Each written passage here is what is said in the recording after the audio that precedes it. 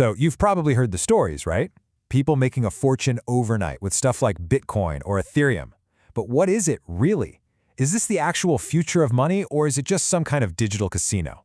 Let's cut through all the noise and figure it out. Look, our goal here is super simple. We're going to give you the essential info you need to actually understand what people are talking about when they say crypto. By the time we're done with this quick explainer, you'll know what it is, how it works, and how to think about it intelligently. All right, first things first. Before we can even touch on Bitcoin or anything else, we have to start with the most fundamental question there is. What in the world is a cryptocurrency? At its absolute core, that's it. It's a kind of money that has no physical form. No coins, no paper bills. It only exists on the internet. But of course, that's not the whole story. And this is where things get really interesting. The money in your bank account, that's controlled by a central authority, right? A bank, a government. It's centralized. Well, cryptocurrency is the complete opposite. It's decentralized, meaning it's run by a huge network of users scattered all over the globe. The magic behind this whole decentralized idea is a technology called the blockchain. The easiest way to think about it is like a giant public digital record book. Everybody can see it, but no single person or company can go in and change it. That's what makes it so secure and transparent.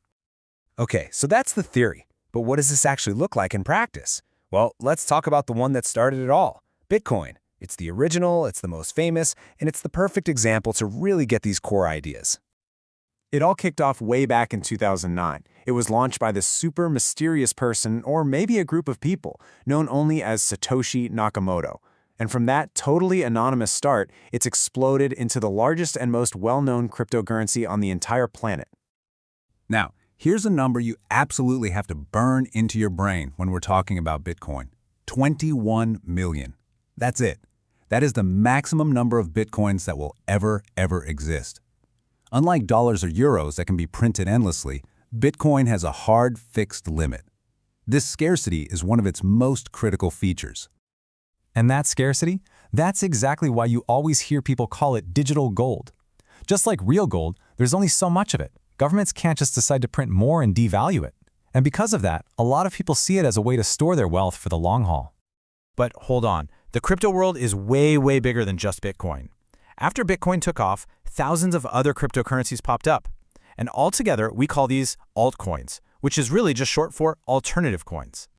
Now, these altcoins aren't just Bitcoin knockoffs. A lot of them were built for really specific jobs. You've got Ethereum, which acts like a giant world computer for building decentralized apps. Then there's Solana, which is built for lightning-fast transactions. And you even have things called stablecoins, like USDC, which are designed to always be worth $1. Okay, but here comes a super important reality check. While some of these altcoins are built on truly groundbreaking tech, a whole lot of them aren't. They can be pure hype, they can be literal jokes, or even worse, they're just projects that take people's money and disappear overnight. Knowing the difference is absolutely crucial. Okay, so we've got the what. Now let's talk about the how. How do these transactions actually happen without a bank in the middle? Let's take a quick peek under the hood at the engine that runs this whole thing. I know this sounds kind of complicated, but it's pretty logical when you break it down. First, someone requests a transaction. That request gets bundled up with a bunch of others into a block. Then this global network of powerful computers, we call them miners or validators, race to solve a really complex math puzzle to prove the block is legit. The winner gets to add that block to the chain, and once it's there, it's locked in pretty much forever. So if you wanted to get involved, what's the basic toolkit you'd need? Well, it comes down to 3 key things. You need a digital wallet, which is where you store your crypto. You need your private key. Think of this as the ultimate secret password that proves you own what's in your wallet. And finally, you need an exchange, which is just a marketplace like a Coinbase or a Kraken, where you can buy and sell.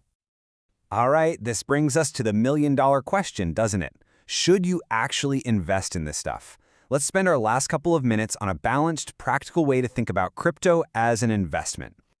First things first, and I cannot stress this enough, you have to understand that the crypto market is unbelievably volatile.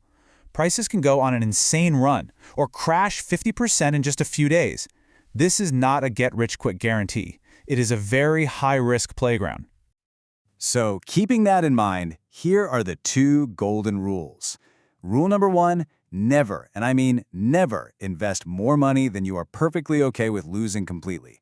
And rule number 2, if you're just starting out, Bitcoin and Ethereum are generally seen as the blue chips of crypto. They've been around the longest, and they're the most established. So how do some investors handle all that volatility? Well, 2 very common strategies are: 1, dollar cost averaging. That just means you invest a small, fixed amount on a regular schedule to smooth out the crazy price swings. And 2, for crypto you plan to hold a long time, store it in your own personal wallet, not on an exchange. That's for maximum security. And that second point brings us to probably the most famous saying in all of crypto: not your keys, not your coins. It's simple. It just means if you don't control that secret private key, you don't really, truly own your crypto. The exchange could get hacked, it could go out of business. Holding it yourself gives you total control. So where does crypto fit into a bigger financial plan? Well, a lot of financial advisors suggest treating it as a small, speculative slice of your overall portfolio. Maybe 1 to 10%. That way, you get some exposure to the potential upside without betting the entire farm on it.